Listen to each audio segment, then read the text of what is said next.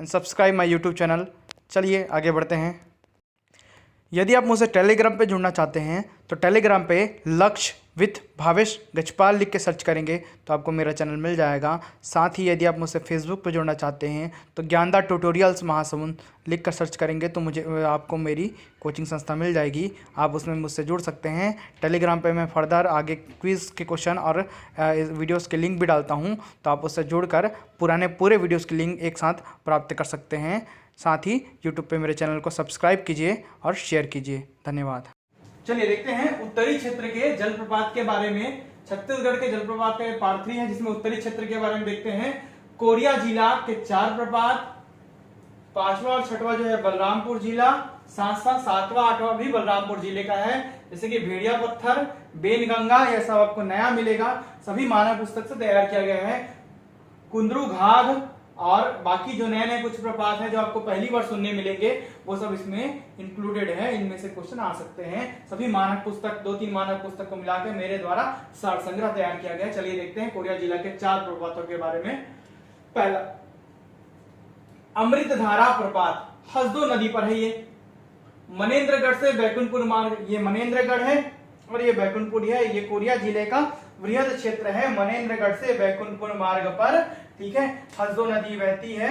यहां से हिल से निकलते हुए बीच से, ठीक है। तो हसदो नदी जब बहती है तो यहीं पर मार्ग पर जलप्रपात स्थित है। नंबर 1 डाल रखा हूं, नंबर 1, नंबर 2, नंबर 3, ये इनके क्रम है। और पूरे 10 के 10 जलप्रपात मैंने मैप में बना रखे हैं।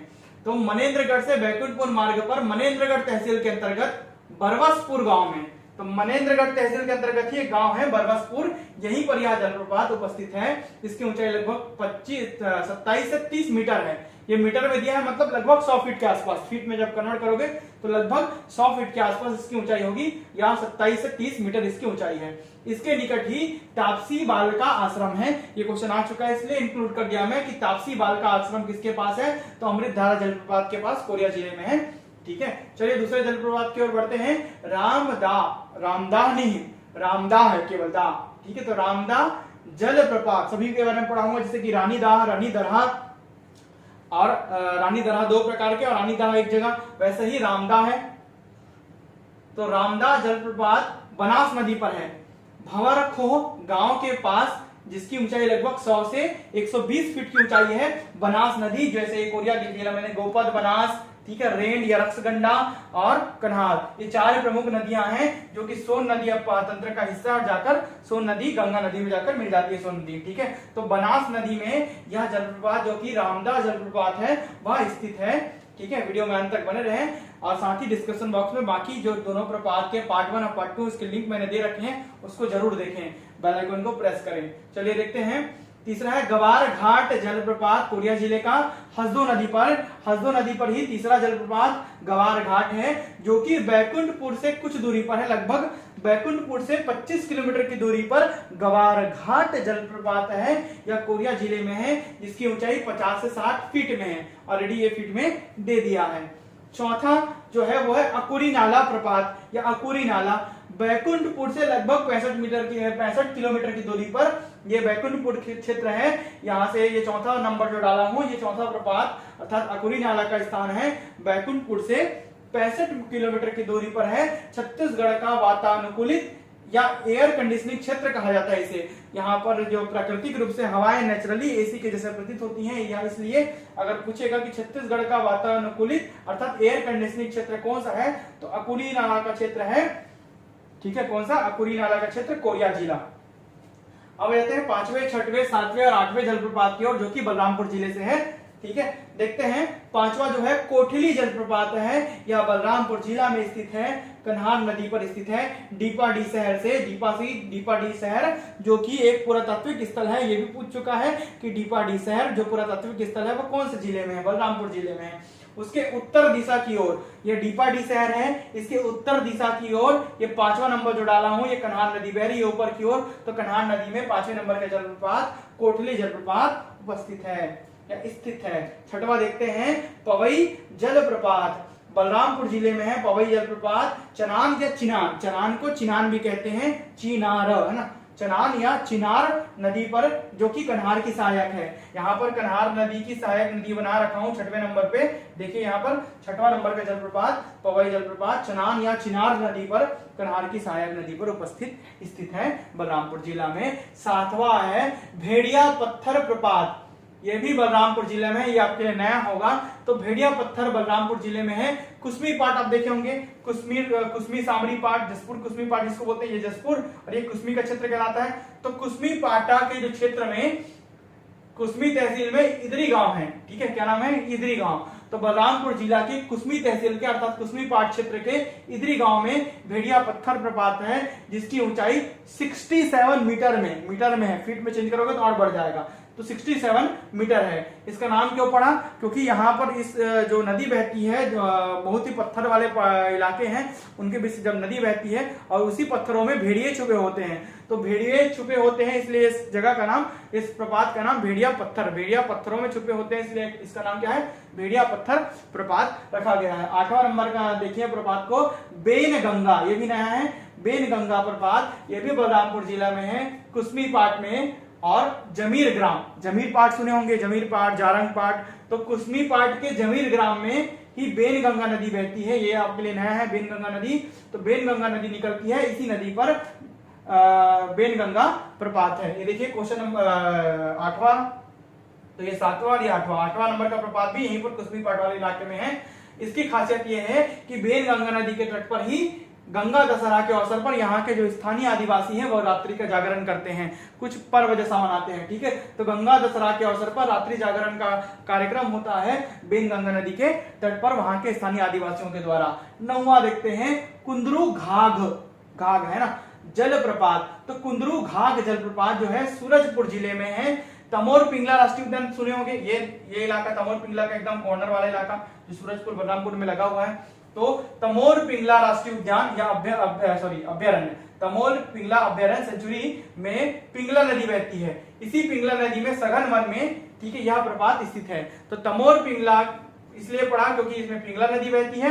उसी पिंगला नदी, जब वही पिंगला नदी घने जंगल की ओर बढ़ जाती है और चट्टानों से गिरती है, तो वहां पर एक प्रपात का निर्माण करती है, जिसको कुंदरू घाघ जलप्रपात कहा जाता है। सूरजपुर जिला 9वां नंबर डाल दिया हूं यहाँ पर, ये पिंगला नदी बहते हुए दिखाया हूं, और ये तमोर पिंगला राष्ट्रीय उद्यान 9वां नंबर।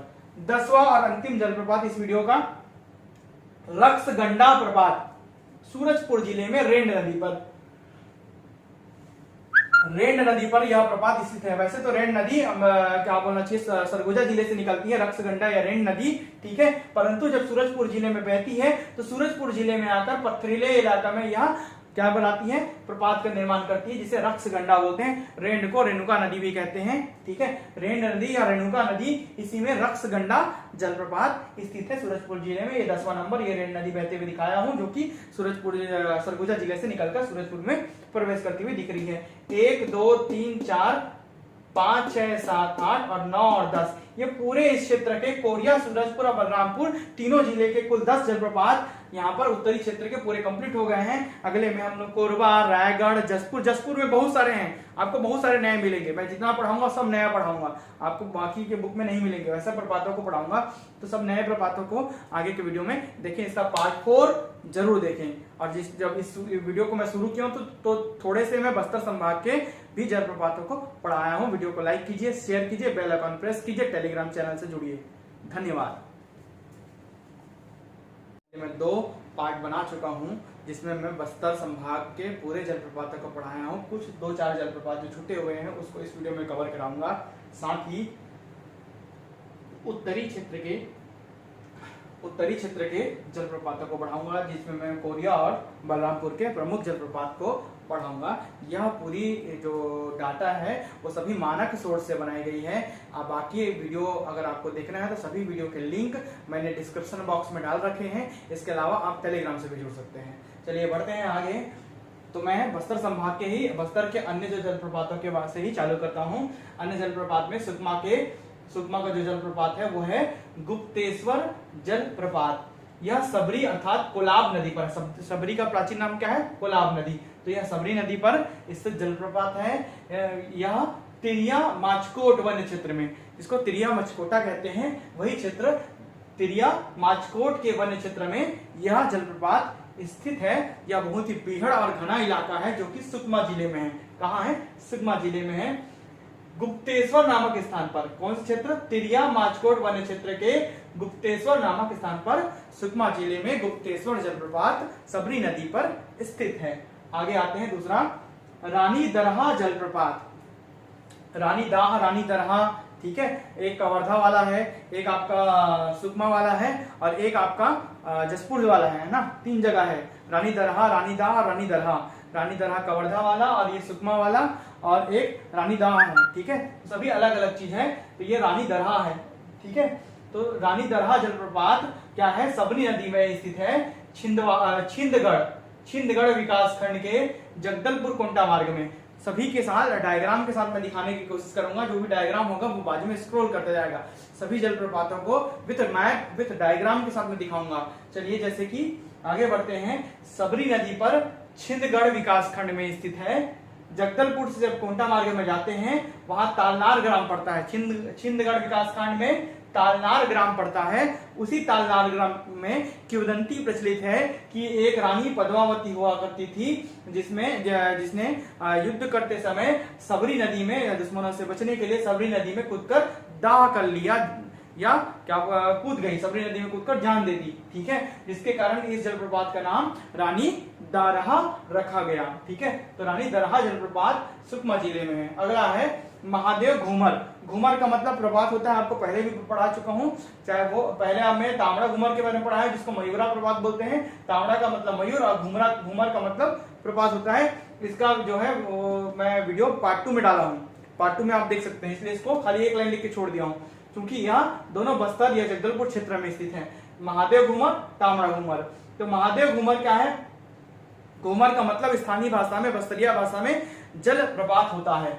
ग्राम मावली भाटा। महादेव घूमर कहाँ है? बस्तर जगदलपुर में ग्राम मावली भाटा के पुजारी पारा नामक स्थान में। मावली भाटा के पुजारी पारा नामक स्थान पर यह महादेव घूमर जलप्रपात स्थित है। इसके अलावा तावड़ा घूमर है जिसको मयूरा प्रपात कहते हैं, ठीक है। इसके बारे में मैं पार्ट 2 में, जलप्रपात के पार्ट 2 में डाला हूं। इसका लिंक मैंने डिस्क्रिप्शन बॉक्स में दे रखा है, ठीक है। चाहे तो आप प्लेलिस्ट से भी जाकर खोज सकते हैं। छत्तीसगढ़ के जलप्रपात आपको मिल जाएंगे छत्तीसगढ़ की जियोग्राफी वाले टॉपिक में। अब आ जाते हैं मेंद्री घूमर। इसको हाथी दरहा कहते हैं, यह दंतेवाड़ा जिला में है। मेंद्री नामक ग्राम, मेंद्री घूमर इसलिए, घूमर का मतलब प्रपात और मेंद्री वहां पर गांव का नाम है। इसको हाथी दरहा भी कहते हैं, दंतेवाड़ा जिला में है। चित्रकूट से बारसूर मार्ग पर मटनार नाला में उपस्थित है। यह चित्रकूट से बारसूर मार्ग पर जब जाएंगे तो मटनार नाला पड़ता है। उसी मटनार नाला में मेंद्री घूमर जलप्रपात स्थित है। इसकी ऊंचाई लगभग 75 फीट के आसपास है। आगे बढ़ते हैं। इसी दंतेवाड़ा में दूसरा जो जलप्रपात है वो सूरतगढ़ जलप्रपात है। कौन सा? सूरतगढ़ जलप्रपात। डंकनी नदी पर दंतेवाड़ा में सूरतगढ़ जलप्रपात स्थित है। आगे आते हैं मलगेर इंदुल। इसके बारे में मैं वीडियो नंबर 2 में, पार्ट 2 में पढ़ाया हूं, जिसके लिंक मैंने डिस्क्रिप्शन बॉक्स में दे रखे हैं। मलगेर इंदुल दंतेवाड़ा में है। डंकनी संखनी के पास ही एक नदी है मलगेर नदी, उसी में ये मलगेर इंदुल प्रपात स्थित है, ठीक है। ये इस प्रकार जो बचे हुए जलप्रपात है बस्तर संभाग के 4-5, पहले वीडियो में मैं 6, दूसरे वीडियो में 10 और ये बचे हुए 1, 2, 3, 4 और 5 मतलब 6, 5 और 16, 5 मिला लो 21। तो बस्तर संभाग के कुल 21 जलप्रपात को बढ़ा चुका हूं। क्योंकि ये वाला मलगेर वाला और ये वाला रिपीटेड है, इसलिए मैं खाली लिख दिया हूं इसमें आपको जिला बताने के लिए। यहाँ पर स्पष्ट रूप से जिले का उल्लेख है, दंतेवाड़ा, ठीक है। अब आ जाते हैं उत्तरी